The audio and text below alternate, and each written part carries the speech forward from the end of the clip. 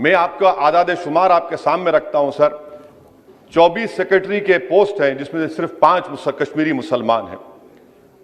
58 IAS के post में सिर्फ 12 मुसलमान हैं, यानी 17.24। 2011 की मरदमशुमारी के मुताबिक सर जम्मू कश्मीर में 68.31 मुसलमानों की आबादी है और 28% हमारे हिंदू भाइयों की आबादी है। मगर अगर आप देखेंगे टायर 2 में सर दूसरे दर्जे के 523 इंतजामी अफसरान, जिसे कश्मीरी एडमिनिस्ट्रेटिव ऑफिसर सर्विस कहते हैं, 220 यानी 523 में सिर्फ 220 यानी 42.6 कश्मीरी मुसलमान हैं। IPS में आ जाइए सर, 66 पोस्ट हैं जिसमें से सिर्फ 7 मुसलमान हैं। दूसरे दर्जे के अफसरान में 248 में 108 यानी 43.54% मुसलमान हैं। अब आप मुझे बताइए कि आप क्या करने जा रहे हैं। अच्छा सर, यहां पर यह कहा गया कि कश्मीर बड़ा बैकवर्ड है। कश्मीर का खित्ता बैकवर्ड नहीं है, ये आपकी गलतफहमी है और आपके जो दिमाग में जो फीड किया गया है वो नफरत की बुनियाद पर। सच्चाई यह है कि इस खित्ते में गुर्बत की सतह से नीचे का तनासुब 10.31 है और पूरे भारत में 21.92 है।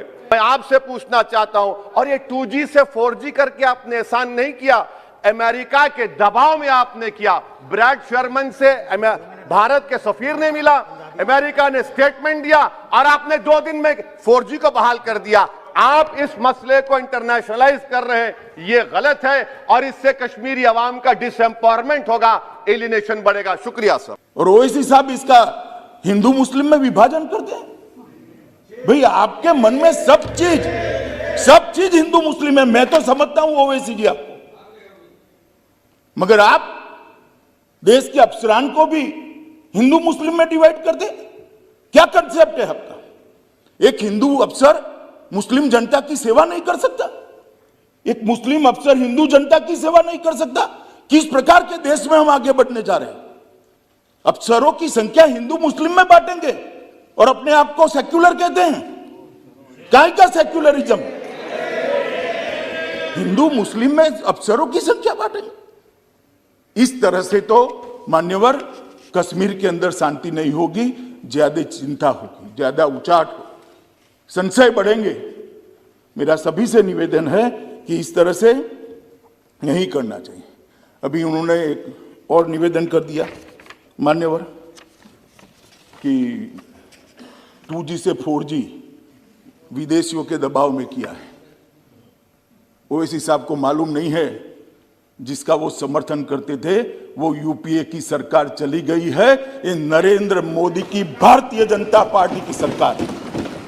इस देश के फैसले ये देश करता है, इस देश के फैसले इस देश की संसद करती है।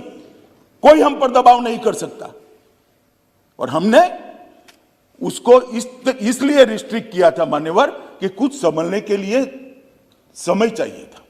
अफवाहें न फैलाई जाए इसके लिए एक समय चाहिए था। और आप हमें पूछ रहे हो भाई अधीर रंजन जी 2G और 4G, आपने तो मोबाइल ही बंद कर दिए थे और 20 साल तक बंद कर दिए थे। वाजपेयी जी की सरकार ने आकर 2G 4G छोड़ो, मोबाइल सर्विस ही बंद कर दी थी। कहां गए थे उस वक्त सारे अधिकार? मैं आपको पूछना चाहता हूं माननीय आपके माध्यम से, कहां गए थे सारे अधिकार? जब विपक्ष में बैठते हैं तब अपने समय में क्या किया था वो भी तो थोड़ा याद रखना चाहिए, वरना फिर सुननी पड़ेगी।